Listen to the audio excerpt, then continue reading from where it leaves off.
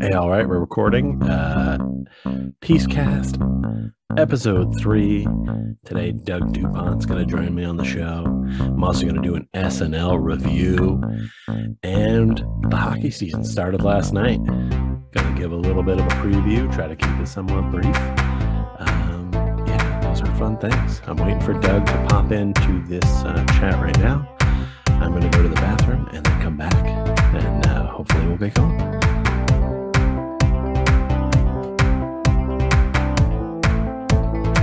Do you?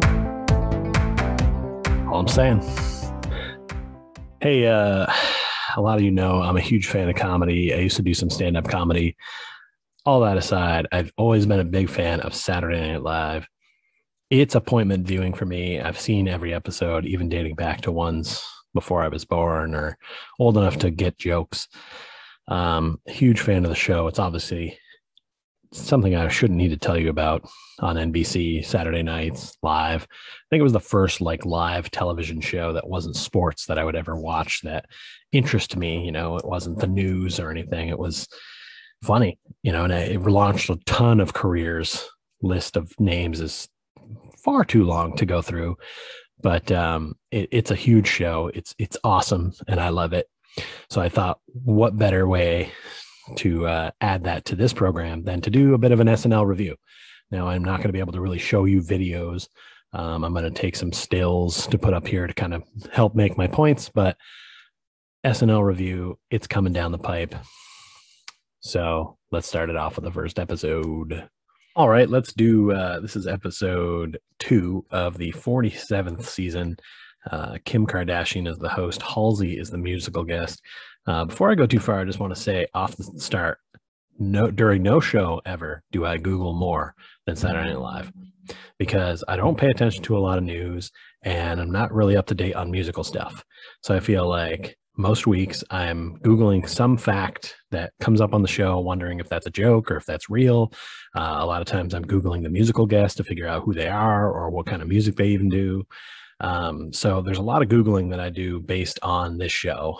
But it's kind of where I learn a lot of things, and it's the only weekly show that's always on that, I'm paying attention to. So I kind of get some news from it, good, bad, or funny. So we'll start with a cold open. I love the cold opens on Saturday Night Live. I love that they just start right with comedy. I love the format of the show, the way they have everything broken down. Talk about that as we go. But they always start with the cold open, and it's always interesting. It's usually something that's very topical.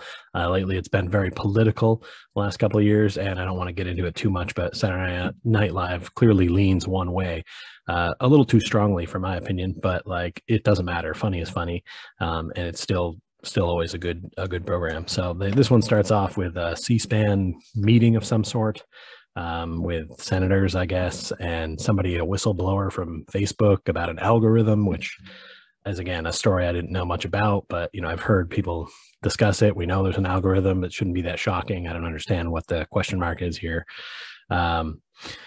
But they basically just went into an overall old people not understanding how Facebook and the internet works kind of thing, which is kind of funny because the only people who really still use Facebook are old people. So they should really know how it works. But then they start to ask about other things. And there was a great joke about a guy having a phone that was the jitterbug, which is funny because my dad had that phone for a long, long time, basically until he inherited a smartphone from somebody. Cory Booker made a joke about dating Rosario Dawson, which immediately sent me to the Google machine. Is this a real thing? Is this a joke? I don't understand. So again, sometimes you just find out news from Saturday Night Live. They also mentioned Squid Game, which is something I've heard floating around a lot, but again, I don't know what that is either. I wasn't sure if that was a Squid Game, what they were talking about, but obviously it was a joke because it's a show. And I didn't spend a lot of time looking into it. I just needed to know, oh, okay, it's a show that I'm not watching. They made the joke about how to pronounce meme with meme, which is funny, because A.D. Bryant is dressed up as Ted Cruz, which is a funny gag. Then they had creepy Zuckerberg, and then they closed out by actually visiting with Tom from MySpace, which was Pete Davidson, which was a funny way to kind of close out that segment. And he got to say live from New York at Saturday Night Live, which is kind of what kicks off the whole show. And they go into the whole introduction of everybody and stuff like that, and that's fun. And one of the things I noticed in the introduction that I escaped me in week one is that Sarah Sherman, who is new to the show, has a mullet.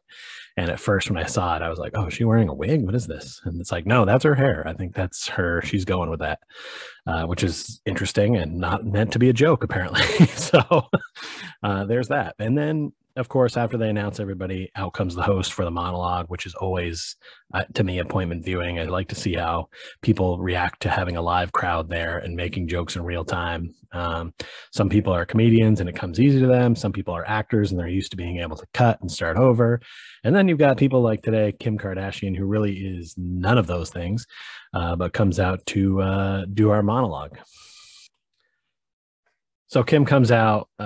She is looking like a sexy Energizer bunny in this pink outfit. I don't understand what makes that good fashion, but apparently that's fashion.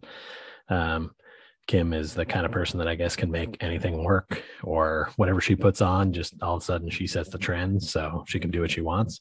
And apparently she was like, I really want to look like the little kid from A Christmas Story with the pink bunny outfit on. So she went for it, and she made it work. So I guess she got it done there. She starts out really good. I mean, you could tell she was reading from the prompter, but she does a great job. She has good cadence, good timing on everything. She had a great movie premiere joke, which had lots of little other jokes along with it, referencing the only movie she's ever had come out, which would be her sex tape. Pretty funny stuff. And then she made a couple of other jokes at her family's expense, which is fantastic. And then the OJ jokes were fantastic as well. Well delivered. Whoever wrote this whole monologue for her did a great job, because there was some really funny jokes, some really like stuff that you're like, yeah, oh, she's saying that, or oh, this is good. And it was really good stuff. I learned that Kim has 4 kids. I didn't realize that she had 4. I knew she had, 1 or 2 maybe, but I didn't realize there was 4. I don't keep up with the Kardashians, so I don't know what they're doing. I also didn't realize that she got divorced, apparently, but yet still has the last name. I mean, she said that in the monologue, so unless she misspoke, they're divorced. So I guess I'll got to head to the Google machine and check this thing out.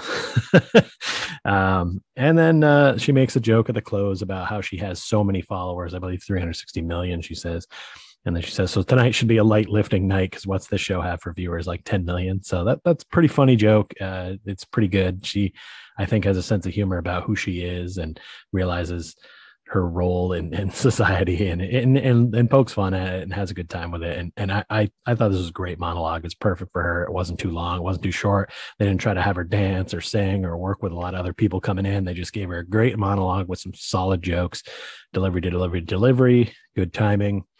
And out. Well done, Kim Kardashian. Good start to the show. Next, we go with the Aladdin bit, which is pretty funny. You got Pete Davidson playing Aladdin and Kim Kardashian as Jasmine sitting on the magic carpet. And it's pretty funny. Good little back and forth. Some good jokes in there. Aladdin is self-conscious about being able to deliver for Jasmine in the bedroom. And at some point, another magic carpet comes over with Ezekiel Elliott and Jasmine's sister Jortney, because she claims they all have J names, which is a nice little fun poke at the Kardashians. And basically they kind of make Aladdin feel like he's not going to be able to measure up, to the point where he pulls out the lamp, gets the genie in there, and the genie is upset because he's not going to use the last wish to free him. He's using it to get a bigger penis. And a nice joke at the end about how it's the wrong color. But it was pretty fun bit. Definitely should check that one out. It's funny. It's good. And then it goes right into a video with a bunch of the SNL ladies and Kim Kardashian, grown-ass women in the club. When they do these shoot-away videos, they've gotten so good at coming up with a great song. Like, it's actually it's a good beat and it's a fun beat, and it has a lot of jokes about being an older person and going out to a club, which I can identify with. The music's too loud. People are tired. I mean, usually that's more for people with kids, but they kind of reference that in there. But it's definitely a good video. Not going to break it down bit by bit, but a good start to the show all the way through. Like, the worst thing so far has been the cold open. But to this point, very strong monologue and first 2 bits. Off to a great start. Okay, so they come back from commercial and they're set up for a show called The Dream Guy, which appears to be a bachelorette type of show. And Kim Kardashian is going under the name Michelle here, but she is the bachelorette, if you will. And then they show you the 7 guys that are standing there, 3 of whom I recognize who are famous guys, 3 who I don't recognize who are also famous guys, and Kyle Mooney, a member of the cast who's a little small and kind of nerdy. Um, and so she calls up the first guy. They're at the ceremony basically where she's handing out a coin instead of like giving a rose or whatever. And so she calls up with this guy and calls him Chase C. Everyone's going by their real names here, except for Kyle Mooney. And I'm not sure who Chase C is, but then she quickly mentions as part of it that he was in Gossip Girl and now is in The Boys. He mentions that himself as he walks off, almost as if he knows nobody really should know who he is. I still don't know who he is, but he was a good looking guy. So it worked for the part. And then the next guy, I also didn't know, Tyler C. He came up. She talked about how he had shown her his good looking body and he seemed like he's a good looking fella. Don't get me wrong, but I don't know who he is or where he's from, but he takes the coin and off he walks.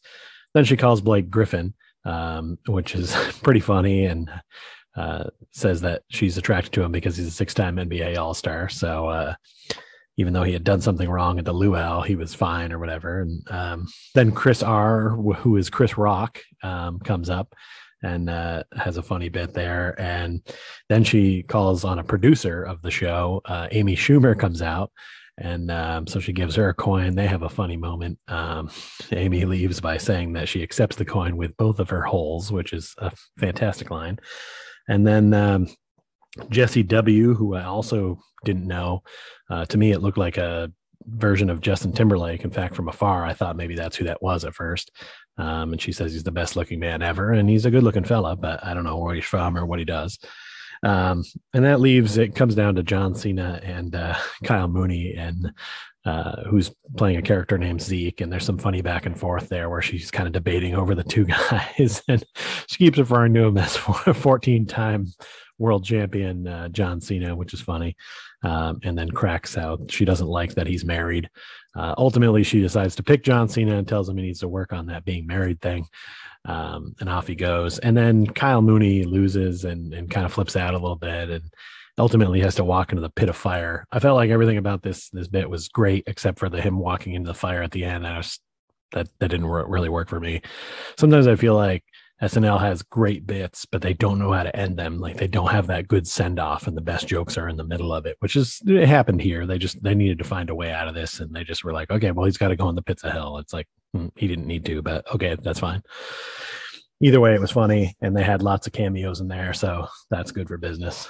This goes right into a video of 80 Brian and Kim Kardashian. It's called The Switch. They have a magic clock, and they switch bodies, so you get to see 80 being Kim for the day and Kim being 80 for the day. It's pretty funny. And then eventually Kim's mother, Chris, and her sister, I believe it's Courtney. I don't know them all, but they're in the room, and then they end up switching again, and 80 becomes Chris at the end. And it's a funny bit.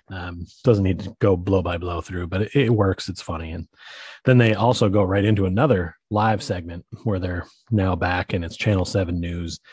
And the joke is they keep shooting to Kim Kardashian and Cecily Strong, who are Shonda and Rhonda, and they're calling Powerball numbers, but they stop calling numbers at one. It starts with them calling a letter in amongst the numbers, and then they mention the Milwaukee Bucks because an NBA draft ball apparently got lost in there. Eventually, it gets to the point where they take stuff out of one of the hosts' locker rooms, and then a repairman comes, and this is just good, goofy fun. Kim Kardashian plays kind of a bimbo calling numbers, and Cecily Strong is always good as well. So this is just a fun. It's ludicrous, but it's good, clean fun, and works well with the show. This is another good like run of 3 back-to-back. Solid segments, good laughs, nothing really trying too hard, and just a good time. All right, so and now Kim comes back out. She's wearing another pink, like full bodysuit type of thing. Again, I don't know what the obsession is with this, but she introduces Halsey, and now it's time for the musical guest, this is my least favorite part of the show week to week because SNL, to their credit, they do a pretty good job of bringing in people from all walks of music life, which I guess gets a diverse crowd. But if it's not somebody I know, then I definitely don't watch it. I'm not a huge music fan in general. So like I didn't care for this music. I'll start watching it usually, and then I just skip it, or just to give it a chance and see. Every once in a while there'll be like a song that I'm like I'm kind of into or whatever. In this case, I kind of started with it, heard the roboticness, heard where it was going, and I'm just sort of like, I'm not really that into this. I've heard the name Halsey. I know she's a artist, but couldn't tell you one song she sung, and I'm not even sure if I heard her hits whether I'd like any of them. I might, but I don't really know artists a lot, and I don't listen to a ton of music, so I usually just kind of skip these. I don't usually watch Saturday Night Live. I then can record and fast forward. So I do go through the musical guest a lot. Once in a while, I'll stay and watch, but I'm just not that entertained by musical performances a lot. So I definitely just went right ahead, and after listening to a little bit at the beginning, was like, I don't like this song. So then I just kind of skip it and go through. All right. So the best thing about the musical guest is that afterwards weekend updates coming. So they hit a low point and then boom, they bring it back with a high point. The one part that you should be watching every week is weekend update. Go on YouTube and watch it afterwards if you don't have time for the full show. Weekend updates where I get a lot of my news, probably sadly, but a lot of times again I have to hit the Google machine because I'm like, wait a minute, is that real life or is this just a joke? And lately a lot of the news has been more true than it should be. But this was a good one. Started off with one of the better jokes in the beginning was Zuckerberg and a Jost apparently went to high school together, and he was saying that he wished he could go back in time so he could join Facebook and make some money on it, which is pretty funny because everybody's like, I guess, anti-Facebook right now, probably from the first sketch for some reason. And but it was funny because he was basically saying, yeah, we still want to be in on the making money. Then I found out about the Ig shutdown. I know there was one day where I was having some trouble posting stuff, but I thought it was my signal. But apparently it was just a shutdown for everybody. So thanks for that information. They made a nice joke at Kim Kardashian's expense because she was there hosting that week, so she didn't really need Ig. They did some Mitch McConnell jokes, which are always funny. I don't know who he is or what he does. I only know him from Saturday Night Live.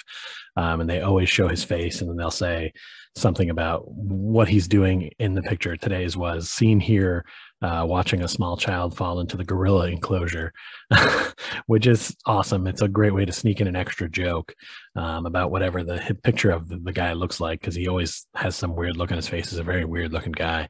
And I'm guessing he's just pure evil or terrible based on everything I've seen from SNL. But that's all I know of him. I guess Bill Cosby came out and said something on behalf of R. Kelly, which seems so ridiculous to me. I had to Google it because I was like, really? Like, why? I mean, yeah. And they made a joke about how he's not helping, which obviously, no, you're not. You should both get as far away from each other as possible. Like, putting yourselves together, not the best move. Then they had a segment where film critic Terry Fink came in. Alex Moffat came in here, and apparently he's microdosing LSD. So as he's doing the movie reviews, he's saying completely crazy things, which were pretty funny. It's not really my type of humor here, just going the complete crazy route, but still some funny things in there. And then I think Michael Che had the joke of the night when he said that there was a 96-year-old woman from Germany who had been re-released, a Nazi woman, and said she's going to stay with her grandson, and then puts up a picture of Colin Jost. So that was pretty solid. And Jost leaned into it. I'm not sure if he knew that was coming or not, but then he had the next one. So he kind of laughed it off and told his grandmother to go to bed if she's up watching. And then the show kind of closed with Kelly Party, a life coach, coming in, Heidi Gardner. kind of a weird spot for this segment because she was saying how she wanted Michael Che to take over and do all the jokes, but this was the final segment of the thing. So I think this would have worked better if it was earlier. But it was still funny. It was all centered around that song, I Don't Care. I love it. And it was pretty funny. I liked her opening line of why she's qualified to be a life coach, as she has a PhD in believing in your dreams from Myself College, which is excellent. It was goofy. It was silly, but it was pretty funny. But as usual, the weekend update knocks it out of the park. It's kind of where I get my updates. So I go all summer without fresh news. and then once SNL's back, weekend update gives me my news, even though I don't always do the homework into figuring out who stuff is, like who Mitch McConnell is or what he does or whatever. But I don't know. I just like it's funny. And then I feel like I'm somewhat topical on things. If someone brings up Mitch McConnell in a conversation, I can say about something about him doing something evil, and then I just look like I know what I'm talking about. So that's nice. I've learned a lot already on the show about pop culture and what's going on. So you can see how important SNL is to me. Kim Kardashian and the 4 kids and the divorce and some of the stuff about Facebook. I mean, we're learning here. We're learning, we're laughing, we're having a good time. Rolling on. So we come back from commercial. We've got the People's Court, spelled Kourt. I'm guessing this is playoff Kourtney Kardashian. I'm not super familiar with her either, but Kim plays Kourtney as the judge of People's Court, and they're using the music and everything. And it's pretty funny. They have lots of, people pretending to be other people, famous people. I don't always get every joke because I don't know what they're doing. Kanye West is in there, pretty funny. I'm not really sure if those are actual tweets that he has, but I'm beginning to think they are pretty funny. Kris Jenner's on this one as well, and she's suing Kylie and Kendall. She's suing Kylie because she's not having the baby fast enough, and they have a marketing campaign in place and she needs to get it out. And she's suing Kendall because she doesn't have enough drama, which is pretty funny. There's lots of good little funny one-liners in here. Pretty good segment all around. Then it goes to a video, which this might be one of my favorite things on the show, with I'm guessing some probably real writers from SNL that I don't recognize, but they are sitting in there talking. One guy cracks open a hard seltzer and says, I'm having a JCP, a JCPenney. So the guy's like, this one guy's like indignant. He's just like, what? Like, what JCPenney doesn't make hard seltzer? They make like shirts and stuff. And the guy's like, oh yeah, the hard seltzers are kicking off everywhere. And it's really funny because the hard seltzers are just everywhere. Like everyone's doing them now. And I don't get it because I don't like seltzer at all. So hard seltzer is not good. I don't understand why anyone would want these. I've never had one that I thought, oh, this is enjoyable. They're all garbage, but they're popping up everywhere. So that's what the joke is. And then a guy comes in and he's like, oh, hey, I got a 6-pack of Jiffy Lubes. And he's like, Jiffy Lube? And he's like, yeah, everybody's doing them now. And then it ends with the guy basically being like, where does everyone have one now? Like, does this desk have one? He opens up the drawer and there's one in there for desk. So it ends up being like a commercial for desk. And the guy pops it at the end and goes, oh, actually, this is pretty good. And I was hoping he was going to hold out because they are all crap. But I get that it was funnier for him to eventually join and like them, because that seems to be what's happening across the globe right now, which is insane. All right, so the next thing is Halsey's second musical performance, and this is one of those times where I let it start and was pleasantly surprised. First off, Kim back in a pink bodysuit to announce her, and then says also Lindsey Buckingham, and I peeked because I was like, oh, Lindsey Buckingham. Right, so we have Lindsey Buckingham, who I know from the What Up With That segment. And it was funny because he actually appeared as actual Lindsey Buckingham on the show one time in that segment. And, of course I know him from there. I know he's a musical artist, but I just thought, oh, okay, well, let's see actual Lindsey Buckingham doing what he does. And I was pleasantly surprised. It's an acoustic set. He's playing the guitar. She's singing. You can hear her voice. Her voice is amazing. The song is very good, and it was an enjoyable watch. I enjoyed it so much that when I watched it through the second time to do this, I watched the song again. I thought it was really good. This might be a Halsey song that I'll remember and be like, oh, yeah, I like that song. And I thought it was really good all the way around. I kind of was holding out hope that at the end, we were going to see a What Up With That tribute or something like that with Lindsey Buckingham somehow involved, because to call back on that, but we didn't. But regardless, this was actually a great musical segment. You're not going to hear that a lot from me in the future, but I really did enjoy this one. It's a great song. Then we go to the last segment of the night, and clearly they saved this to the end because I don't think they thought it was strong, and they were right. It wasn't. It's an ad for Skims shapewear. I guess this might be something that exists for humans. Maybe it's Kim's actual line. I'm not sure, but it's Skims shapewear for thick dogs. And there's some funny moments in it, like Keenan claiming his character's name is De Ennis, which is hilarious, and Heidi Gardner, when she comes out with her dog like turns, licks her face, but she kind of like laughs it off and keeps going. But I thought that was playful and funny. And there's some good quick hit jokes in here about that stuff. The best one was probably at the end when they signed off and said, "Turn your good girl into a bad bitch."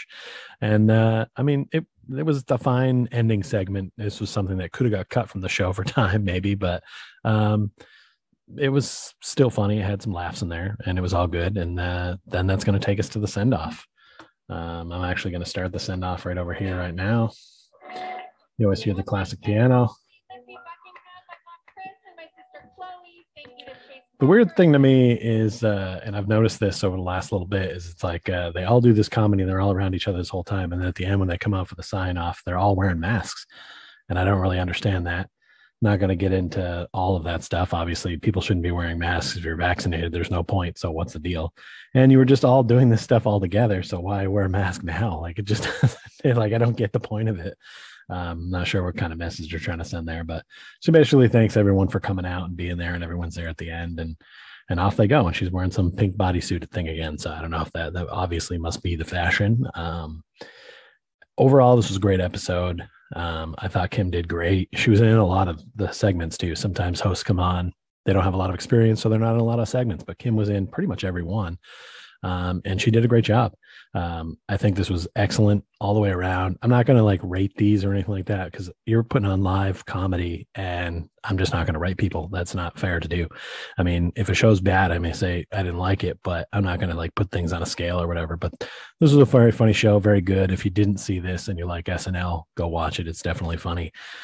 Even if you're only familiar with Kim Kardashian, you don't normally watch the show, I recommend watching it and seeing her comedy chops really shine here. It was fun all the way around, and this SNL is good to go. Give it a watch. Today's show is brought to you by Poop Log. Not sure if you can see it there. It's probably a little too bright. Man, I guess you can't see it, but anyway, Poop Log is an app for your phone. You can track all the times you drop a deuce.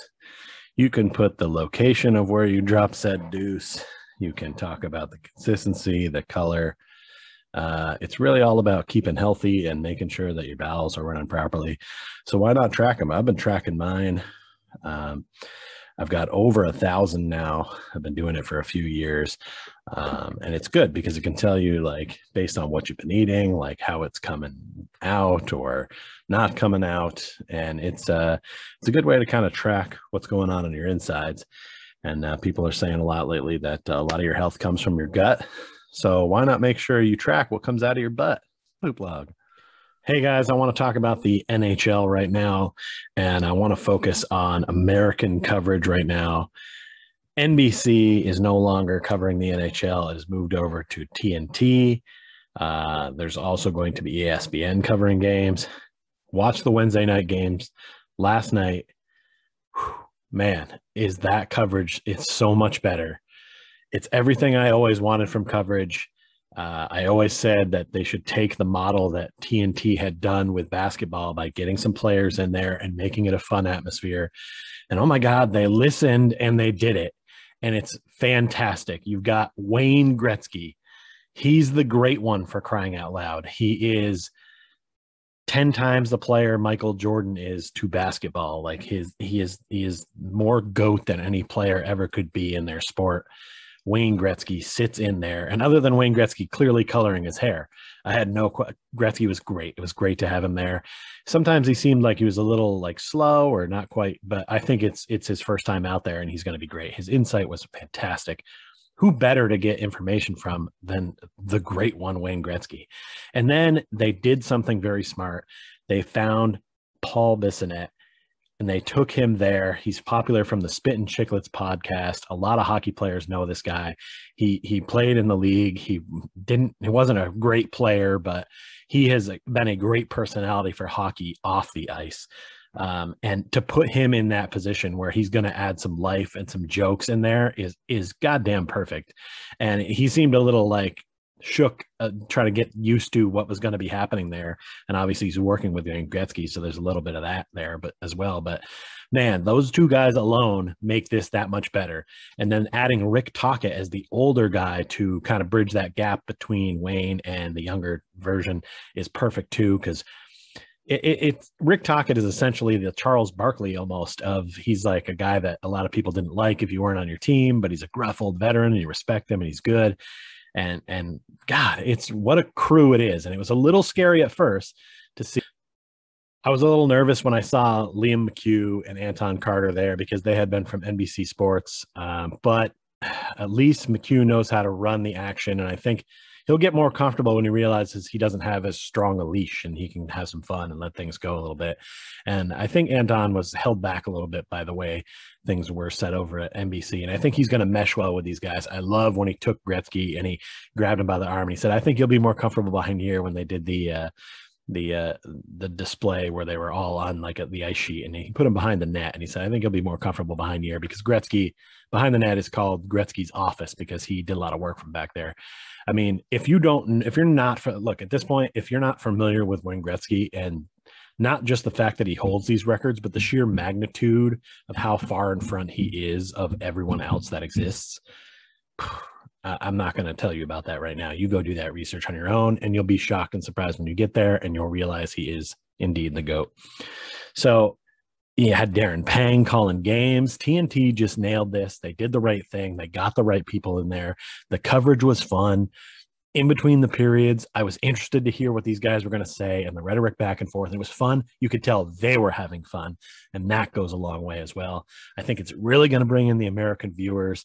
I think people are going to be interested in this, and this is a regular Wednesday night thing. I'm going to be there every Wednesday night, regardless of what teams are playing, because this makes this a lot more interesting. Look, I wasn't one of the people they needed to suck in. I already like hockey. But if they want to get in the rest of America, this is the way to do it. And they're taking that same formula that TNT has for basketball with the studio show, and they're trying to put it into the hockey show. And it is amazing. I don't care that they ripped that off. It's a formula that works. It's successful. And it's going to be great for the game of hockey. Super excited about it. Thank you, TNT. Hopefully ESPN does just as well with their coverage. This is a huge step for the hockey market. I'm not going to go into a huge preview of hockey. We're only a couple games into the season.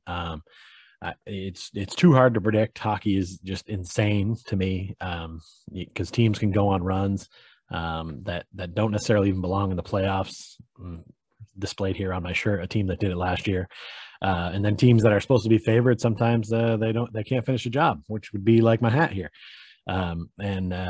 So it's kind of a crapshoot, but it's going to be a fun season.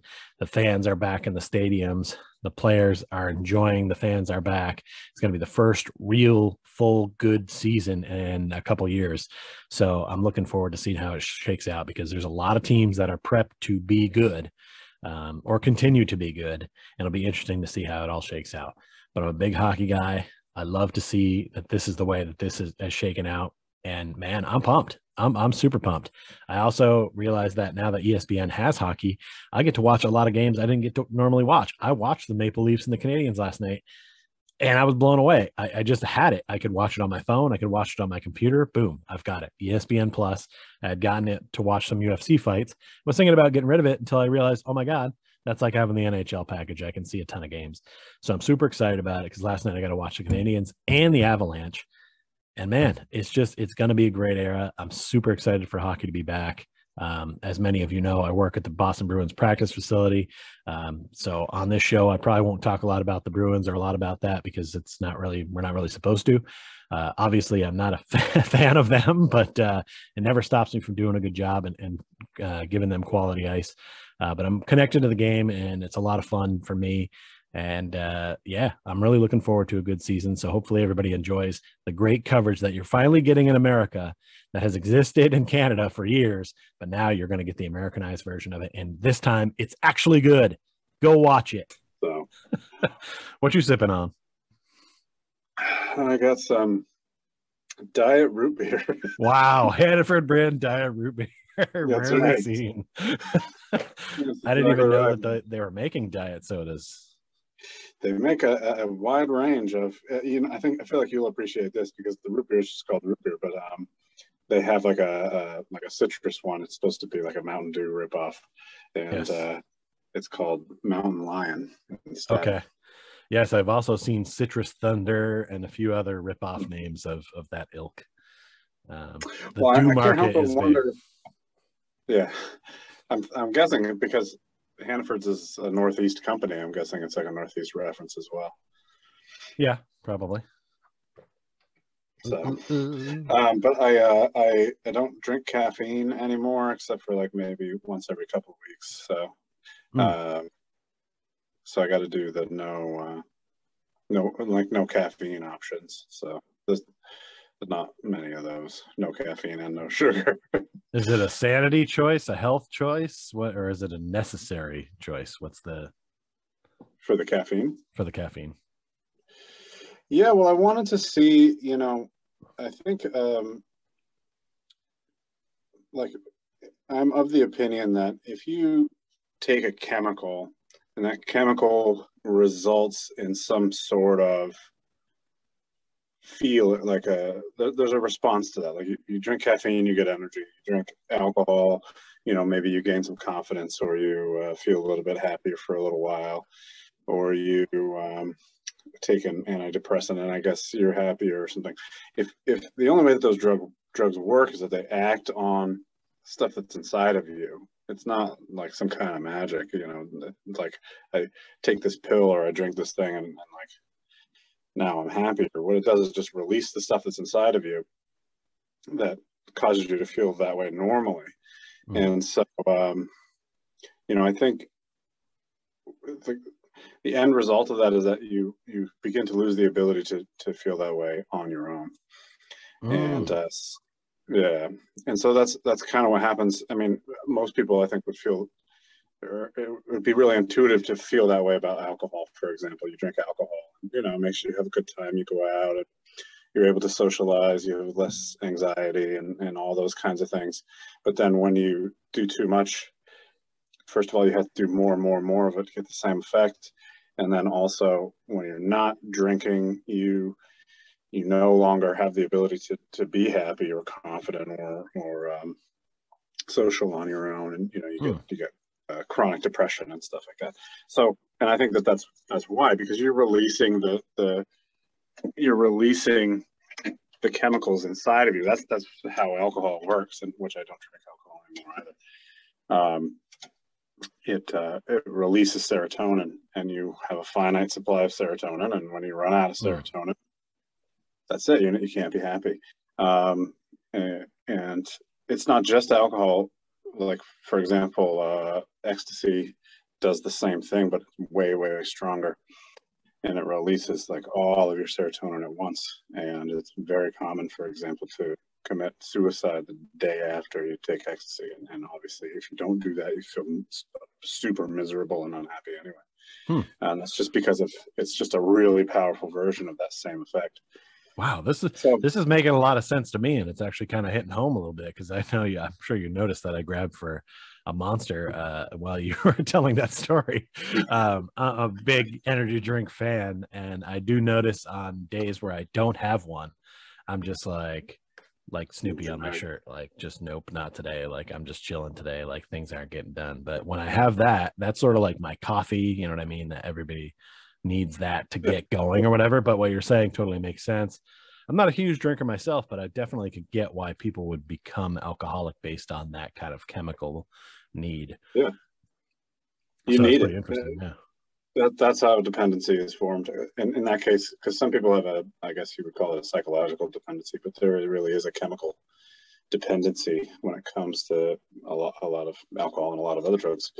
And in that case, it's because for alcohol specifically, you don't have enough serotonin anymore because you blast it all out of your system with the alcohol. Now I don't have it, and if I want to get anywhere near the similar effect of like feeling good, I have to drink twice as much alcohol to just release whatever it is I've got left. You just feel miserable. And anyway, that's kind of the way I feel about like I don't know if the concept's the same. You tell me.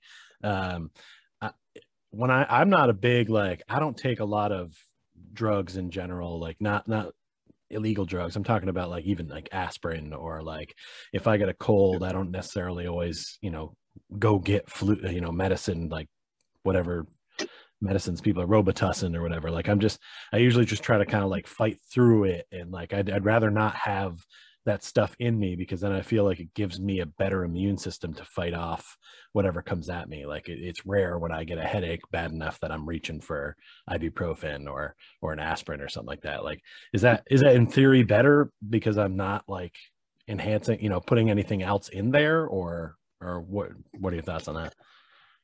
I think it just depends on like abuse. I don't think, and I still like I said, I have caffeine every couple of weeks now or something like that. And sure. And I haven't sworn off of alcohol. I'm sure I will drink it again.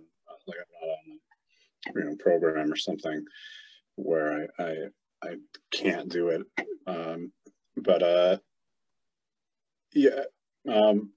If you can do something in moderation, I think it's okay.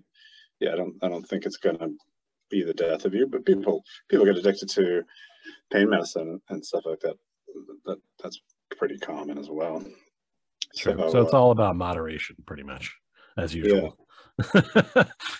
And there are things too, but kind of to what you're saying, there's stuff that people don't think about, because there are drugs that aren't for recreation, or I mean, pain medicine. Most of the time you're using like aspirin, but people will take different kinds of pain medicine for recreational purposes and then get hooked on it. And yeah, their ability to, tolerate pain and stuff. I don't know, I don't know exactly what happens to them, but it's not good, whatever it is.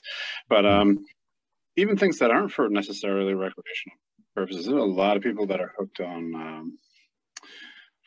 One example is if you take too many anti-inflammatories, which is kind of what you're talking about, especially localized ones, and what happens is you will be inflamed all the time unless you take it after a while. If you, for like, let's say a month straight, every day you take an anti-inflammatory, whatever kind, topical anti-inflammatory, anything at all, eventually you'll be inflamed all the time. And inflammation is like one of the big causes of death, like all kinds of death. Like it's, especially like anything that would be caused from diabetes or and heart attacks and strokes and all of these things. Inflammation plays a huge role in that, chronic inflammation, cancer as well. And it's because your cells die too much when they're inflamed. And when your cells die too much, you have a sort of a finite number of times your cells can replicate themselves before they become prone to disease, especially like cancer and stuff. So that happens a lot to people, and nobody talks about it ever because it's it is widespread, but no, you're not just taking it for fun or whatever. I don't know. It's not very like sexy, like disorder to talk about, to take anti-inflammatories too much and then not be able to control your own inflammation. But I think it's probably pretty bad. It's like a significant medical problem in the Western world anyway. If it's something that's tolerable, then I'm going to tolerate it. Same as you, I think. Yeah. Interesting. So real quick, just so that everybody understands why you know so much about this, like, I mean, I know what you've done, but where, I mean, because it seems like, and I'm only saying this because I want you to say it. So that way, like, people are like, well, what's that guy know? He doesn't know anything. Because it seems like nowadays, like, nobody can have an opinion or a take without like, oh, well, you're not a doctor, so you don't know, or or you're not a this, you're not a that, so you don't know. And it's always like, people can still have opinions just because they don't have. But regardless, what is your background on this? Why do you know so much about that? That's a good question. I don't necessarily have a great answer, but I think I'm conversational at a high level in quite a few fields, and the reason for that is varied. I have one field that I'm fairly well conversational in, with, like, let's say, postgraduate level would be psychology, especially personality specifically, not psychology in general, but the personality research specifically is something that I know very well. And my particular personality is that I did very high in what's called openness. Openness is like the creativity dimension, and I think I'm fairly creative. But openness is also the intellect portion of your personality, which is not the same as IQ. The intellect portion of your personality is the part of you that is interested in knowledge for the sake of knowledge. So that's part of it. I'm very interested in knowledge, and I will study all the time. Almost, you hear about like workaholics, for example. They're people who will work themselves until they lose their families, and any personality domain, if it's high enough, will be a bad sort of thing for you. Those people are high in conscientiousness, it's called. Conscientious people will be more prone to being a workaholic. I'm trying to think of some other good examples. Or work so much that they never start a family. Yeah.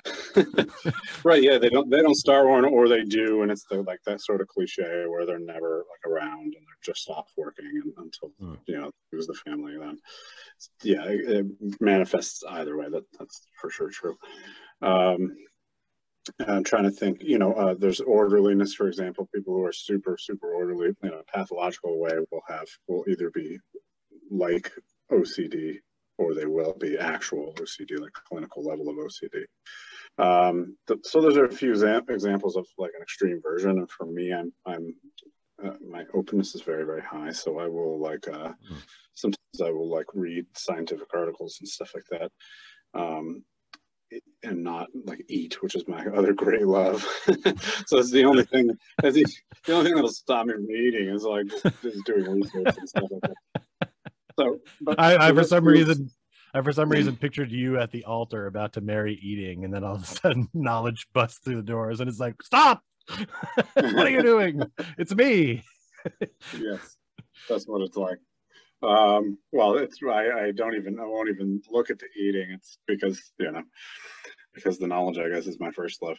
So that's it, like knowledge for the sake of knowledge. But in keeping with that, when I went to college, I studied philosophy, which is another thing that I know a decent amount about.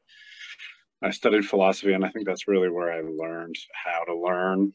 I think that's what you get from philosophy is an education on how to learn, essentially. And then after that, I went into nutrition and exercise, so like health and fitness and all that stuff was a big part of my life for a really long time. I did that at a professional level, at a very high level. As you know, I trained professional athletes. I trained top 10 world ranked professional athletes in 3 different sports. Feel free to name drop if you'd like. Well, I trained Jeremy Hamilton. He was a world record setting power lifter. All of these people you can look up, of course. Anybody that's interested, but Jeremy Hamilton set a world record in raw powerlifting at 220 pounds of body weight. Raw powerlifting meaning sometimes in powerlifting they use like equipment that will assist them in their lifts. And he did it raw, meaning it's the same way that you would lift if you went to the gym yourself, without any specialized equipment to help. So he set a world record there at about, I think it was around 2,000 pounds, which is the total across 3 different lifts. Trained a guy named Mark Delagrati. He was I think number 10 world ranked heavyweight Muay Thai kickboxer.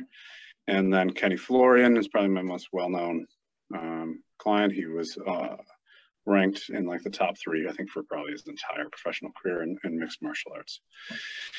So I trained those guys in their strength and conditioning, sometimes in nutrition. It depends on who we're talking about. And I trained other professional athletes that were at a lower level, but not necessarily world class. And I trained a lot of amateur athletes too. I was gonna say, you even trained this wannabe athlete for a little while. I like doing it. So yeah, and you had great results, by the way. I did actually. That was the best shape I was in, was that time period where we would go into the UVM gym after hours and just have run of the place to do whatever. And that's where I learned the techniques of how to work out. And if I ever decide to do it again, I know how now. So thank you. Your results were good, and that was you. I didn't. I'm pretty sure I remember specifically I gave you like a super simple program, so it wasn't something. It was easy. So that was something that you could like take into the future without, something that, anyway. So I did that for a long time. So like health and wellness and nutrition and these sorts of things, you gain a knowledge of biology and stuff like that. So when you combine that field that I was in with the personality that I have and the way that I approach things, then you get somebody who I guess can prattle on about like telomere length and mortality from various diseases and all this stuff, right, on and on and on, as much as because I've been thinking a lot about this week. I was like, oh man, what are me and Doug going to talk about? And like, I've never had any problem conversating with you in real life ever, including right now. But coming up with a list of topics seemed like strange to me because we just don't do that. But the one thing I could think of is I was just like, Doug and we don't actually have a lot of common interests.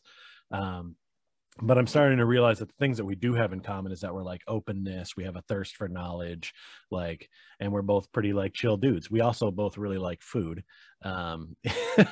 So, I mean, there are certain things that we do have in common where, those are more important. Like you don't really like sports that much, which is obviously huge for me, but like, we do have the same thirst for knowledge and a good conversational back and forth that we can kind of talk about anything. We're just interested in the world or what you're up to.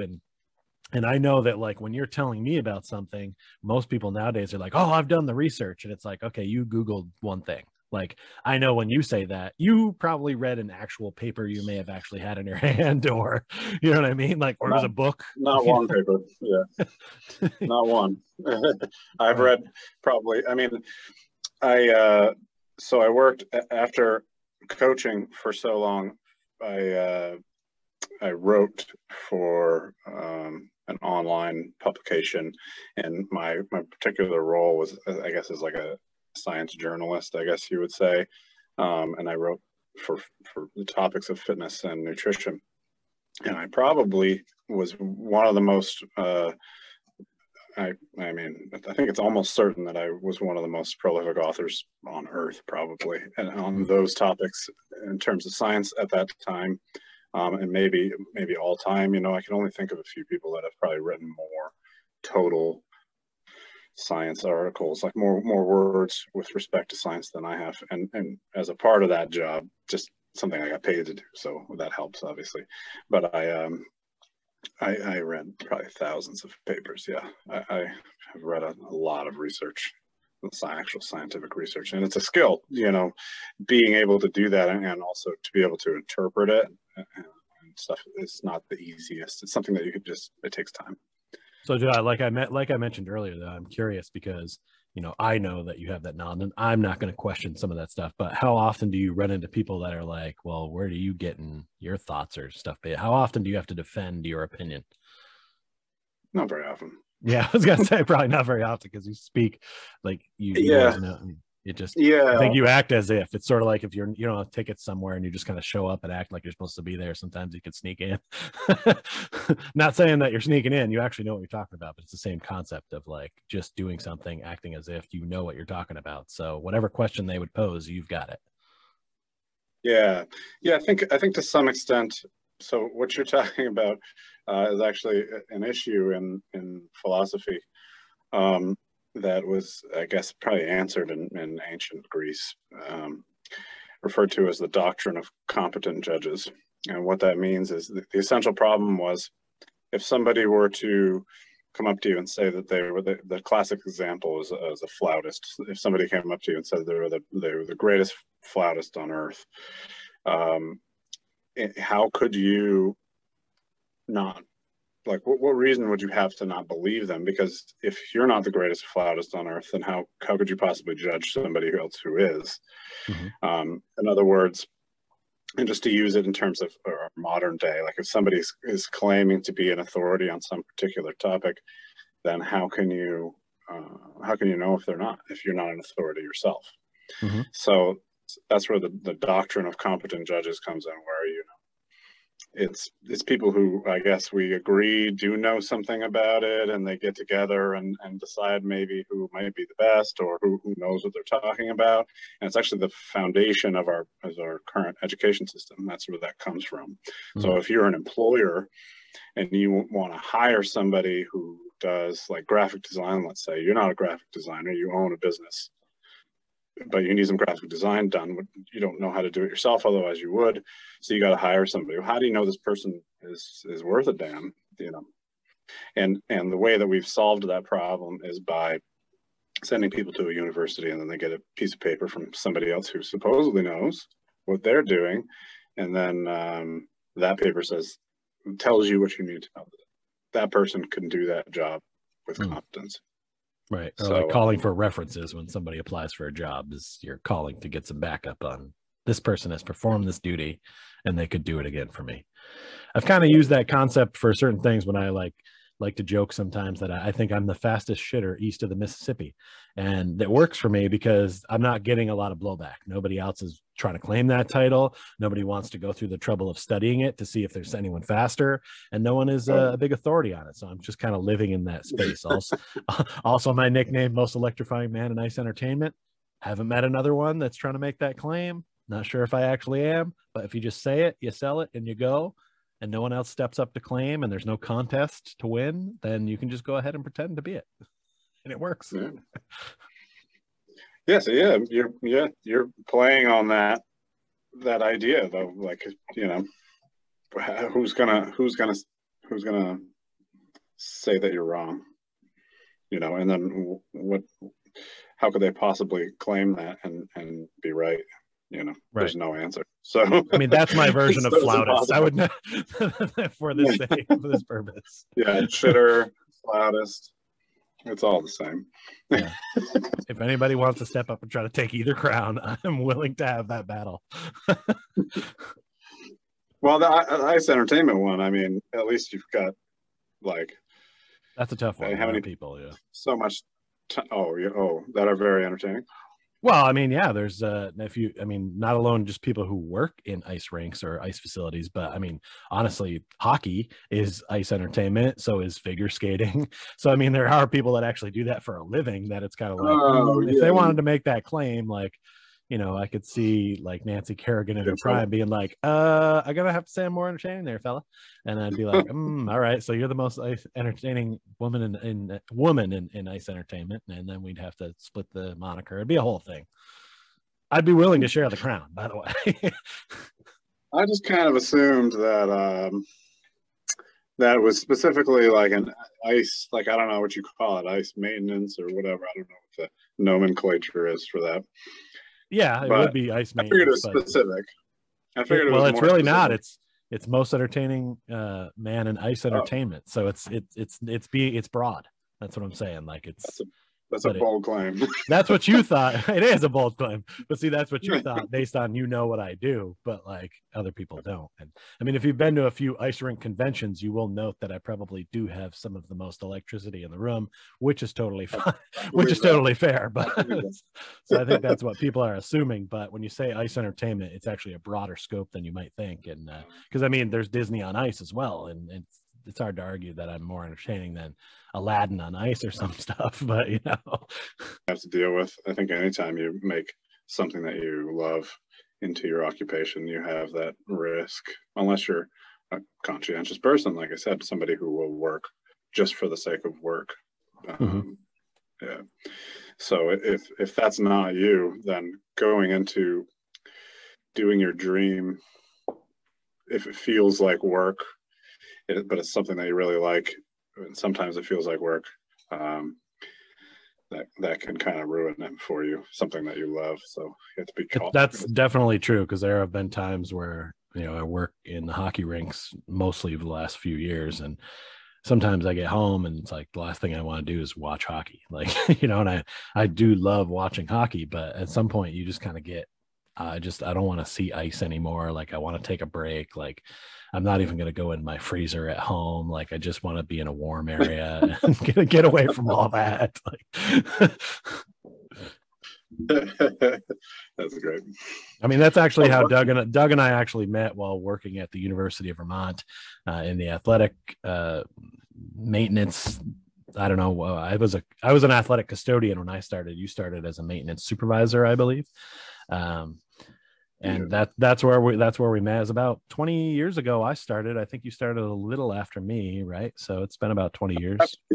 Yeah, I don't know how long, but it wasn't very long.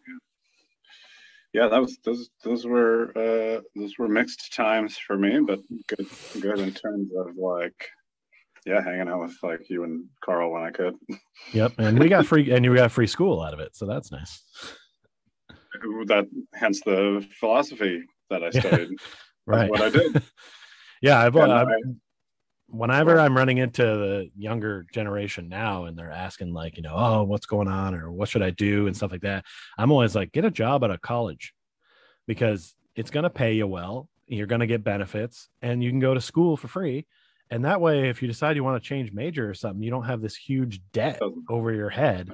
And at least you've got that, you know what I mean? Like, either learn a trade or get a job at a college. Those are my top two recommendations at this point. Yeah, I mean, even the trade boxes you in a little bit. That's a great idea for having like a solid job that's always going to be there and that pays well.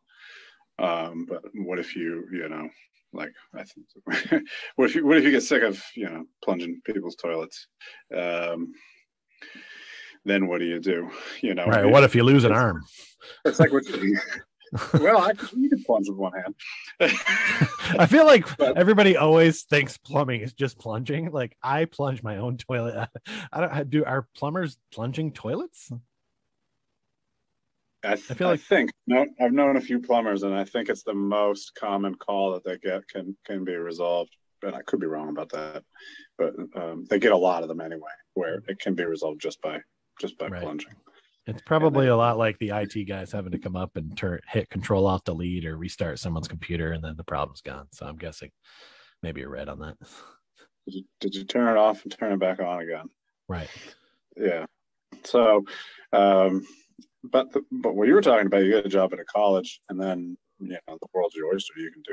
You can do whatever, and even if you do something and then you say, actually, I'm not really that into this. After it's done, it doesn't matter. You continue to do something else. And that's kind of what happened to me. I went to college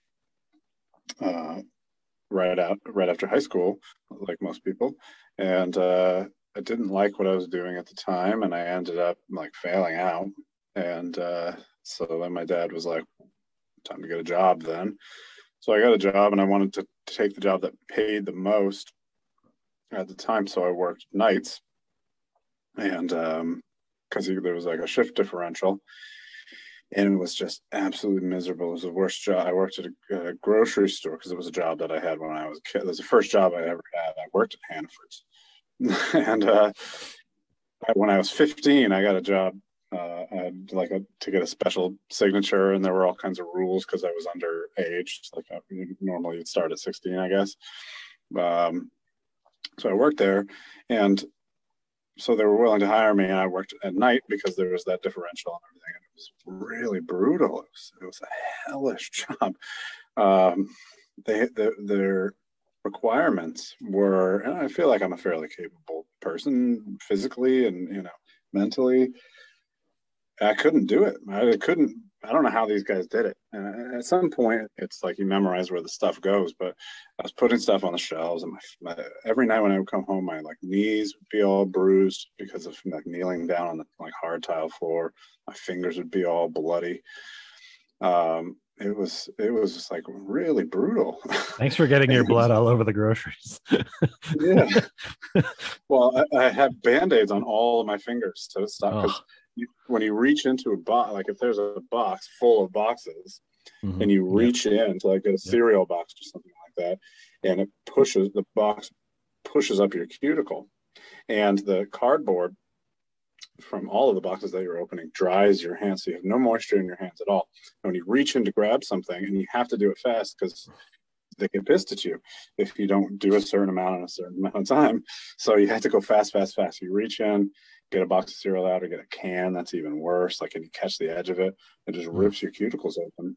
And all of them were bloody, and my knees, like I said, were all beat up and bruised. I could barely walk after every shift. It was not what you think of as a tough job. But I don't know. My experience of it was really brutal, and I was working at nights. It just wasn't right for me. It was really bad. I heard you talking about like seasonal depression and stuff like that, but working nights is like just giving yourself seasonal depression, no matter what time of year it is. You never see the sun, and you're tired all the time. It's miserable. You're never hungry. I hated it. I hated everything about it. It was a real eye opener for me. I was like, I can't do this. I have to go to school, but my dad's not going to pay for it anymore, and I can't pay for this shitty little job. And working nights and everything's not going to happen. So I had to do something. So I spent at least 6 months, I think, applying for jobs at the university for exactly what you said, because I wanted to go to school and I couldn't do it any other way. I don't think I would have been able to get at the time, I probably wouldn't have been able to get a loan or anything, because I had already been to college and it didn't do well. So, or get into college, also, even if I could get in, could I pay for it? So I figured it was my only option. So I tried for 6 months to get into college, and I finally did it at that job. But I tried all different kinds of jobs, and I got that job that you had mentioned. That's where I met you. Well, I feel like it's a good path for people who are not sure what to do. And I'm meeting so many young people now that are going to school. They get the degree. They don't end up going into the field that they like went to school for anyway. They don't get a job in that field. Then they have this huge debt that just kind of crushes them. And now everybody seems to be excited about the idea of free college, which is like, okay, that works on some level, but what about all the people who are the college employees? Where are they supposed to get their money from? Like, we're not all the University of Alabama or some, big school with a huge money coming in from sports or something like that can just survive. I mean, I think the idea of free college is nice, but like, I don't understand how we get there. What say ye? Yeah, it's never free. So the question is, if you're not paying for it, when you sign up for a class or something, the tuition doesn't come out of your bank account, then it has to come from somewhere. It right. It doesn't matter where. Even if you're in a barter economy, you don't even have money, you still have to pay for it at some point. At minimum, you owe somebody, whatever it is. It doesn't matter. There's nothing is free, so it doesn't matter what anybody believes. There are no free lunches in the world, is what I've heard. Some phrase like that. Yeah.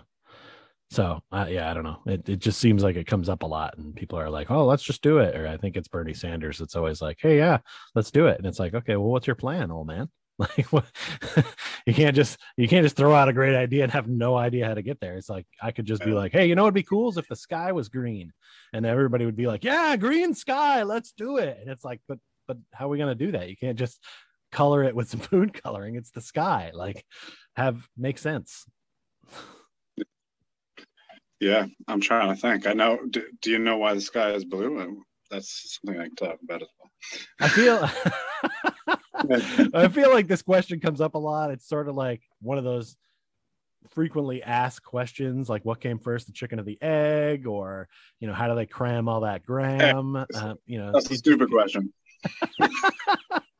But why don't you remind everybody why the sky? We've all looked it up at some point and forgotten it, but obviously you know. So tell us why the sky is blue. Yes, why the sky is blue, and it's the same reason why the sun is yellow. Because in the sky it's not yellow. The sun produces white light, so it would look white if you saw it like up in space, for example, just like the stars mostly look white, I think. But the reason is because of the way that the wavelengths of light interact with the atmosphere.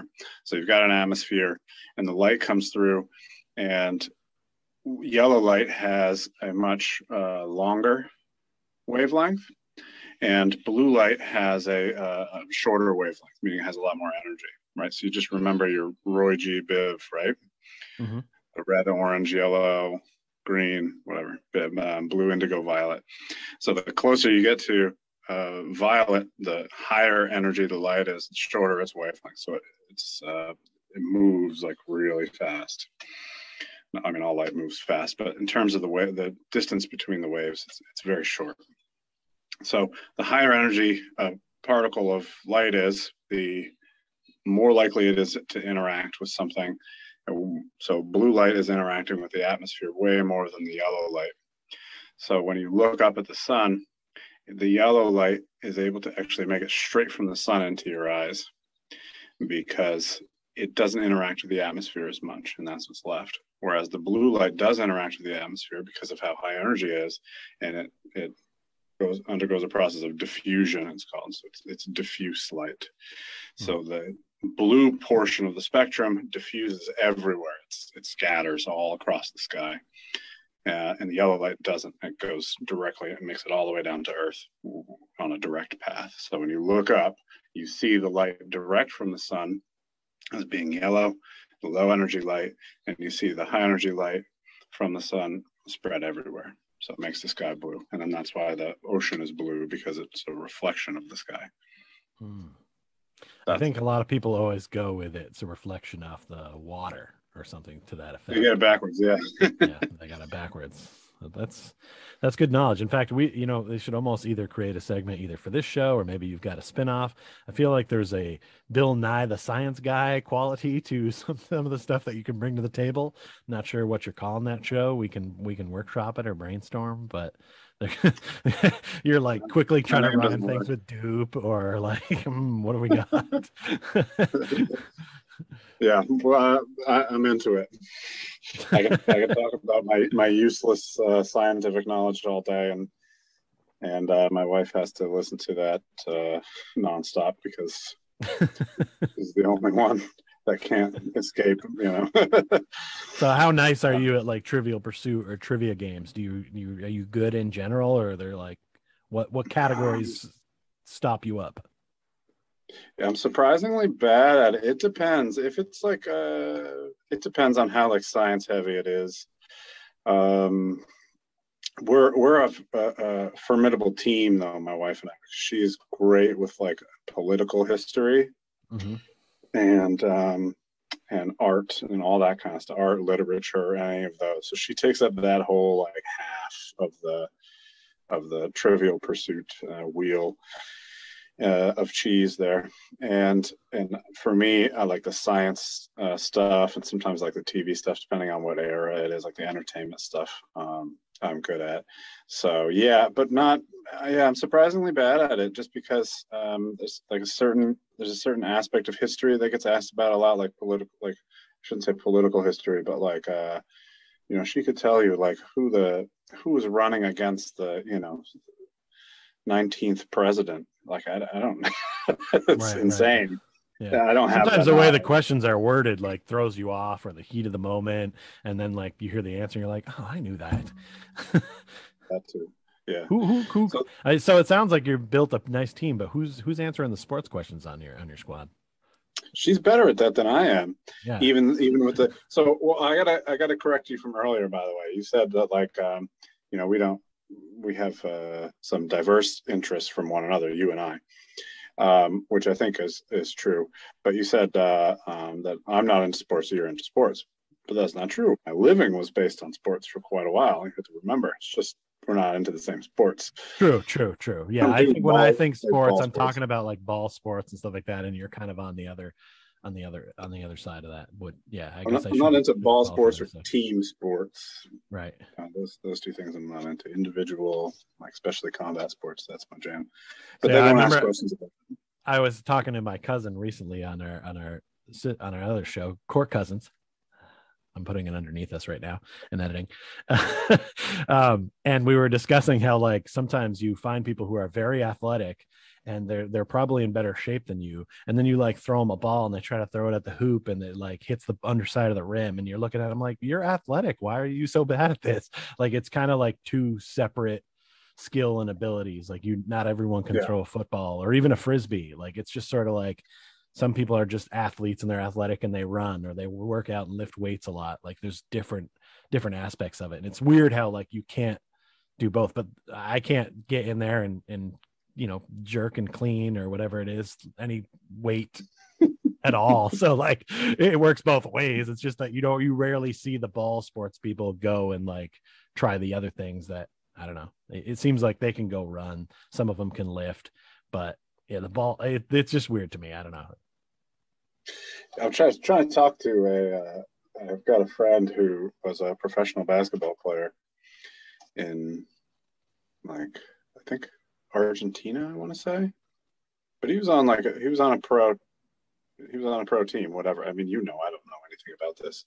But anyhow, I'm trying to talk to him, try to talk him into, doing some like MMA or something like that, because I think basketball players out of all sports, I think, and people might be inclined to say hockey, but I don't agree. I think basketball out of all sports, they'd be the best fighters if they had to. If you had to pick any ball sport or similar team sport to not a to football make a transition into fighting. No, and it's been done with a few, right? I think what's his name? I'm trying to remember. That guy was like a super athlete. Brock Lesnar had played some football. I think there's I think you're forgetting about The Rock. I know I'm getting into professional wrestling here now, but like there is a little trend. I know a basketball player from the University of Vermont, as a matter of fact, that's training to be a pro wrestler right now. He's actually on the indie scene. Ben Krenka. He's working his way up. He's known as Big Trouble Ben Bishop. He's got a lot of charisma. Someday everyone's going to know his name. And he came from the University of Vermont playing hoop. So, need to have him as a guest on here. Oh, that is for sure needing to happen. I think basketball players. Yeah. And the football players have had some good success. I think, Brock, he didn't make it to the NFL.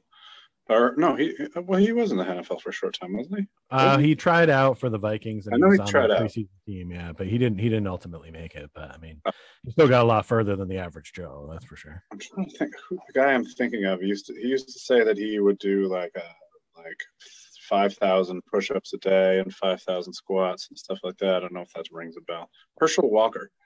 That's who. Herschel Walker, yeah. I think Herschel Walker did some MMA fighting, as a matter of fact. That's what I'm saying, yeah. Okay. I'm trying to think of the people who crossed over and who were successful at football. Chad Ochocinco just had like some weird boxing match thing. How did it go? It was on that Logan Paul fight card or whatever, where it was like, it's like, this is sort of fighting kind of thing. So so it doesn't doesn't really count.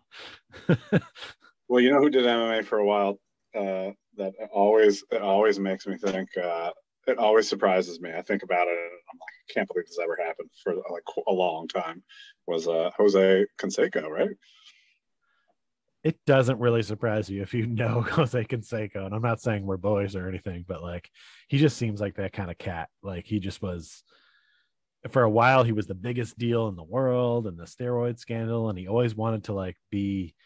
Then he like wrote a book, and it's like he always kind of wanted to stay in the limelight and like stay a big thing. So I think the MMA thing was just another way for him to stay like relevant or like put it out there and try to be alpha male, and just he kind of lived that scene. It just seems like, honestly, like if Jose Canseco is getting in an MMA fight, I think it's going to sell tickets. Like, I think people would be like, I want to see that. So if he fought, I missed I it. don't think it didn't work. It didn't Didn't work. work. Okay. He did not have couldn't pass the big drug views. test probably. Well, you don't need to. You don't need to for most, probably. I mean, only the UFC is really strict about that, I think, and maybe Bellator. I think for the most part, it's not a big thing. In Japan, they would like encourage them to do it. They got to get Jose on bum fights. That would be pretty rad. Just watch him just mowing down people in the street. I don't know if you ever watched that. You can totally trained. No, I have not. I know what you're talking. I don't know if it's a thing anymore, but it used to be. They probably took it off the internet at this point. Yeah. I think that's where Kimbo Slice came from, right? I believe he came from that. No, he just did like underground street fighting, like backyard street fighting, and he was employed by a pornographer, so a guy who was wealthy off of pornography websites, backed him up. Like he's the guy who was putting up the money on these fights, and then other people would come and bet on like the other guy, and it was big money, I guess, and then that's how he got famous. That's another recommendation I make to people is OnlyFans. Not necessarily in a pornographic way, but I'm just saying there's a lot of good money to be made there. Seems pretty simple. Are there other ways? Well, yeah, technically I think OnlyFans can be for anything. You could do podcasts on there. You could do you can pretty much do whatever you want. It's not all porn. From what I've seen, I don't spend a lot of time looking around on there, but some people just have, regular pictures of them doing stuff up, or like I said, podcasts or shows, or they'll live stream something, and you basically pay to have the subscription right to whatever they produce on that channel. It's essentially paying to be able to see their website, but it's all done through OnlyFans. Yeah, basically you have like your own private streaming service or something, right? Pretty much. Yeah. I didn't know that anybody used it for anything other than that, though. Well, I think it's well over 90% of the people are using it for porn, but it is, in theory, could be used for other things. Like I wouldn't go around telling people I've got an OnlyFans for the Pichcast, because that's a wrong message. It's just associated with that. Like I think recently when they said they were going to take all porn off that site, I feel like that was really just an advertisement, because it was only a few days of people going, well, if they take that off, what are they going to have? They're going to be nothing. And I think it just was like a way of getting publicity for like OnlyFans, like reminding everyone that like, yeah, OnlyFans, we're over here. We've got what you need. Yeah, there was the only thing I only have even heard of it because of this. Like, there's like a famous YouTuber who opened up an OnlyFans, I think, just to like get a bunch of money. And so that was like a story. So it was like a news story, I think. So I heard about that. That plan makes a lot of sense. If you've got a ton of followers and you know that at least 20% of them are going to go pay $10 a month to see whatever you're doing over there, you don't have to work anymore. I don't know what the rates are of pay for commercials and stuff like that on YouTube, but I'm sure it can't compete with whatever you set the bar on OnlyFans. Like some people's are $30 a month, some people's are $5. It depends on what you're offering for content and how much you're willing to sell it for. It's a garage sale of content, really. You can decide what it's worth, and people decide what it's worth if they want to pay it to see it. So but it's a good avenue for making some money. I'm not trying to hate on anybody who does any of that stuff, because make that paper, do your thing. Yeah, well, I think you'd probably be better off then on like Patreon or something if you were going to do that but didn't want to go down that particular route. You don't want the stigma of it being on OnlyFans, so people go Patreon, but there's porn on Patreon as well. Yeah. So I've got about 20 minutes before I've got to wrap up. There was no way that we're having a conversation on the Pichcast without mentioning one of my favorite all-time stories involving you. And you're looking because you're trying to figure out what is this story. And I'm guessing I think I know. Can I guess? Yes, please. I want you to. I'm gonna guess. I'm gonna guess then. Yeah, you should guess, and then if it's not it, also tell that story, whatever it is. Well, I would say I'll say this because it seemed like you were trying to segue into this story earlier with the somebody is athletic, but they can't play this particular sport. And not that I'm like especially athletic. So that I was like, it sounds like he's talking about me. If like the athletic part was, you know, if you were willing to give me that one, I guess. And we've had many. There was, I think, it culminated. I'm gonna put my feet up here. It culminated in one particular event of my lack of ability to play team sports. That's what I think that you want to talk about. But this happened many times in smaller ways, like me attempting to like throw a basketball or whatever in your presence and failing really badly. Which is surprising because I had a basketball hoop when I was a kid and I played like every day, but I'm just not good at it. So yeah. So I think you're talking about the softball one. That's my guess. That's not what I'm talking about, but I do remember you like hitting a ball and then running to then your keys just jingling out of your pocket. Like, are you like custodian size keychain like in your pocket, just ching ching ching ching ching, ching as you ran? But I feel like I remember you hitting the ball well though. Like I don't feel like I looked at you as someone who couldn't do that. I think the in the field part may have been a little clunky, but I feel like the hitting part I feel like you did pretty well with that. I think in that particular league, I don't think the fielding was really like an issue. I mean, maybe it was like from your guys' perspective, but I think I always. Oh no. Yeah, maybe it was. Maybe I sucked bad enough because you guys made me the pitcher. That's what I remember now. I was the pitcher. Oh, that's right. You were the pitcher, yeah. And I don't think I started that way, but I could be wrong. I'm sure I told you that I wasn't great at like fielding, and so maybe I should be in whatever it is, right field, or whatever field is the better one for the people who don't know how to play. But in slow pitch softball, you need all the outfielders to be good. Yeah, so I don't know. I can't remember if I tried and then you guys decided I'd be better off a pitcher, because the one thing I can do is like do the like a ball is flying my way at really fast speed, and so like self-defense catch, you know, I'm like pretty good at that. I'm like, and I can catch the ball, the line drive, no problem if I'm scared enough. But yeah, so I pitched. So maybe I did try to go into the like outfield or something. I wasn't good at it. I think you guys tried to make me like first base or something, and I was like, this is bad. This is not right for me. Yeah, the catching wasn't the quite pressure. There well, yeah, you get some across. If you're on a base, you know, you got to catch the ball when somebody throws it to you because you're trying to get somebody out, and that wasn't like it was too much pressure for me. So we put him on the bump, and I feel like it worked out pretty well there. That's not the story that I was trying to get to, though, but I see how you made that connection. It's actually not connected to anything we've discussed today, and I'm sure once I start to say a few keywords, you're going to be like, oh, shit. So we went up to Montreal one time for a concert, for a show. I thought about this. I knew we would talk about this eventually. It's epic. Like anytime I even hear any music that is of that genre, it just reminds me of this time. And I just, man, I want to hear your version of it, because I've definitely told it several times, but I feel like it's been a while since I've heard your take on it. I'll drop in as need be, but let's hear your take, because mine is more focused on how it ends. But if you'd like to hear me tell it briefly, I will.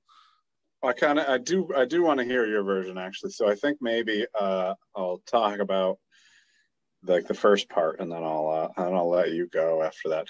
So I somehow talked you into going to see a metal band. Horse the Band. Which was Horse the Band was the one that we were specifically going to see. And I was in a band myself when I was just before I met you. For years, I was in a band. We had only local success, although we were almost like we spoke with labels for a while, and we were probably about to be signed, and then we broke up. So ever since that point in time, and a little bit before that, maybe I had a love of this style of music, and specifically the energy of the live show. I think that you picked up on that. I would maybe talk to you about it a lot.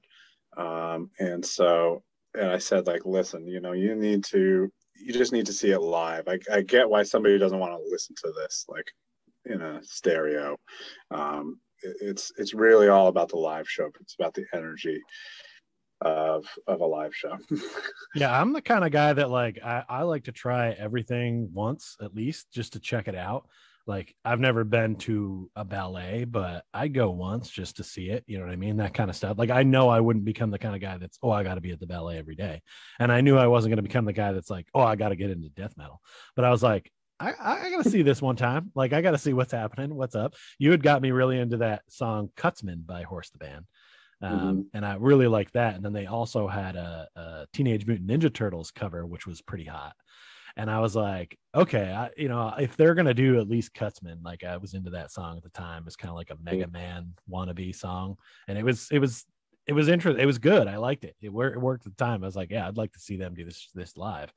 And so I was like, all right, let's go. So we went, and it was like in the back of a club, kind of like, or a bar almost. It wasn't like a huge venue or anything like that. It was kind of smaller. We almost didn't even make it, though.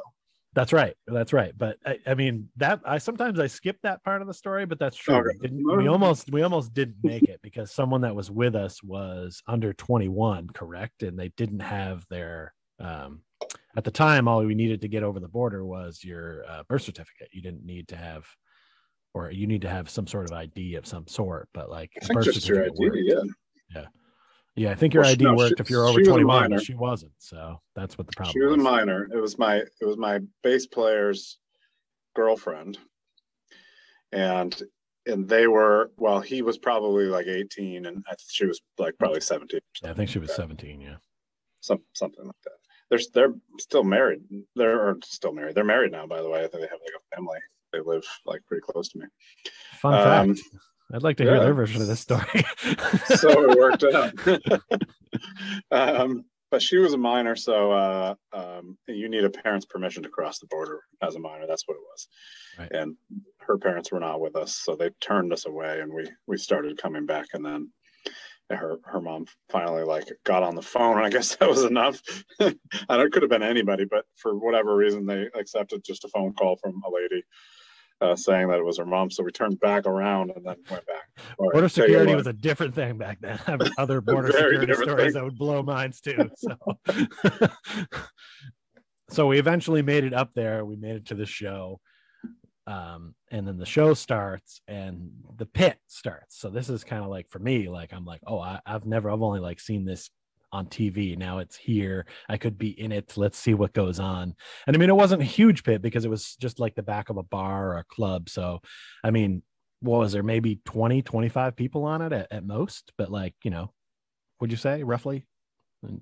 It's hard to say because I think there were probably people at the bar too that weren't there for anything. But, no, I'm saying there was more people there. I'm talking about in the pit itself, like actually on the floor, like raging. Yeah. Maybe something like that. Yeah. If you're talking about just on the pit, it was very small. Because there was more people in the club than that. Yeah. It's a West Coast band, so they weren't really that known. And which the guy told me afterwards, he was surprised that anybody danced at all. Right. So at some point, I believe, I think it's when Cutsman came out, and I'm kind of out there now too, and you're out there on the dance floor. And like, I mean, this guy was in full, I mean, you were, I can't even really accurately describe these motions and you're stomping and you were going, but I was like, this is kind of rad. And at one point, in one foul swoop, maybe it's different to you, but this works better for my version of the story. And one foul swoop, you turn, your arm goes into the face of this girl that was standing next to you. Her glasses fly off her head, and as you're following through and stomping down, you stomp on crush her glasses, like all in one foot, and it just like The song kept going, everybody kept playing, but for like us in that little spot, it was the record scratch. It was like, oh, you just fucked up the vision of the person next to you and hit her in the face. Like, it was. Yeah, she needed those glasses. They weren't for show. They were not reading glasses. She needed them to see. Yeah. She had like a bit of a Velma from Scooby-Doo thing, or Velma, sorry, from Scooby-Doo thing going on, where it was like, oh, now she is not going to be able to see. And like, she seemed pretty cool with it. I don't remember what she said to you exactly, but like, you were so apologetic. It was like, whoa, it was like the coolest. It should have been a bigger deal. Like, it would be assault in a lot of other places, but in the pit, it was like, well, I know what I signed up for. She loved it. That's what happened. I'm surprised you don't remember that part, because that's like the best part.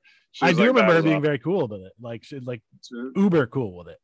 Yeah. And then like after the show, we hung out with the band a little bit and drank some beers and shot the shit and like explained that story to them, and they thought it was hilarious. And like you said, I remember him saying he was surprised anyone danced at all. And I was like, hey, somebody lost their field of vision tonight. That's how into people your show people were. Like, yeah. Lives were rigged. Yeah, so I didn't stomp. Just a disclaimer: I didn't stomp on her glasses on purpose, but it did happen. You will. You will forever in my version of the story. I think. I don't even think I knew that it happened. I think that you and she maybe told me afterwards, like a little bit later. Like, I don't mean like a minute later. You know what I mean? Like, yeah, because you were in a trance. You were doing your thing. Yeah, and that's what it takes. You know, you got to survive in that. You gotta like. But me and her were like, oh, and she was like, I can't. She was like kind of looking a little squinty. She shook it off and she went back as a champ. Yeah, she took it very. I mean, I have to imagine that most people that go, there's not a lot of Karens that are rolling up to a death metal show in Montreal, probably. Or not. What was the genre of it? Was it not death metal? What would you call that? They called it Nintendo Core. that was the name that they gave to it. Yeah, and it may have been like there was a few bands in that, you know, genre, that subgenre, I guess, of I think the larger genre, which they would call probably math metal or mathcore. Yeah, well, that's part of the reason I had gotten into it, is because they had a lot of Nintendo references, particularly in that song, to Mega Man, the Power Glove. You know what I mean? And it made it interesting to me because I recognized some of the tones that they were using, and I appreciated it. I still feel like there's a market for that music that's not being met, or if it is, I don't know about it. Probably, yeah. No, you're probably right. Sounds like it's about time for Horse the Reunion. Let's go. Yeah, I don't know. They might even still be together. I don't know. I doubt it, but they made a few albums. But yeah, she was cool with it, and that's yeah. She thought it was like fun, like to the extent that like she was into the music, and like, you know, something dramatic happened, and like if something dramatic like that is going to happen, that's the venue for it, you know what I mean? So yeah. I wonder if every time she heard Kutzman from that point forward, her vision blurred slightly. Like, she remembers me. She remembers me. She should. There's no doubt. Yeah, if we remember it, she must. Yeah, I would imagine so. She's got a new pair of glasses, and she tells people that story even now, just like we are. And it's you know, this far removed, it's like you know, it's a good thing at this point. That stuff like at one of my band's shows, the same exact thing happened, except for instead of somebody's glasses getting knocked off, a guy got his tooth kicked out, and like he thought it was the awesomest thing that had ever happened. He was like running around showing everybody his, like, you know, new face. and that stuff happens, you know. I mean, don't go near the pit if you don't want to get beat up a little bit, because it happens. So and she had the right frame of mind, and I felt absolutely terrible. You did. She like wouldn't accept my apology though. Like she was like, no, it's totally cool. Yeah, so. I remember that. I'm about at the point where I've got to say goodbye for today. But Good chat as always. I will add some of this to the Pichcast. Thanks for coming, Doug Dupont. We're definitely going to have you back to check in on various things as we go. Yeah, well, maybe we'll think of some segments. We'll get Science Doug in here or whatever. And any ideas you got to be a part, let's continue to do it. It's always good talking to you. Yeah, we've got a lot to talk about still, I think. So yeah, let's do it again. Yeah, we didn't talk about city skylines, I had like 2 or 3 more things written down we didn't even get to, so we'll save it for next time. Sounds good. And I'm sure we won't get to all of them even then, probably. No, probably not. That's fine. All right, man. Yeah. We'll see you later.